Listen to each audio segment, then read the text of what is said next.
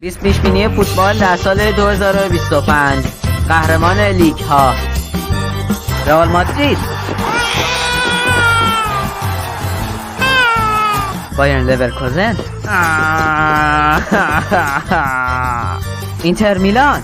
سری ها رو دوباره عالی کنید. و آرسنال، اونم با اختلاف یه امتیازی. یه امتیاز، یک امتیاز. این اولین بارشه.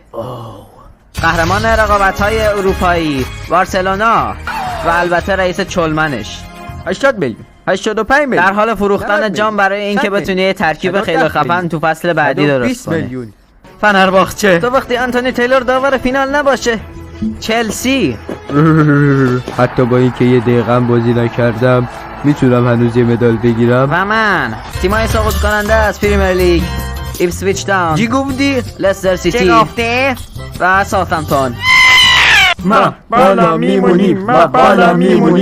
برنده توپ طلا محمد صلاح. اوری. شاید هم یه خورده عقده‌ای بازی از رئال مادرید دیدیم. مربیای اخراجی سال 2025: ژوزه مورینیو.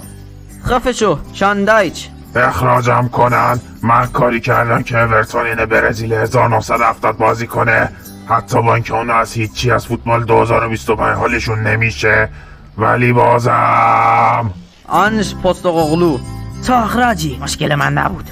من کلی بازیکن مصدوم داشتم، هیچ کس رو تو پست دفاع نداشتم. مجبور بودم سول کامبل از بازنشستگی در بیارم. عجله کنید توپ چیه؟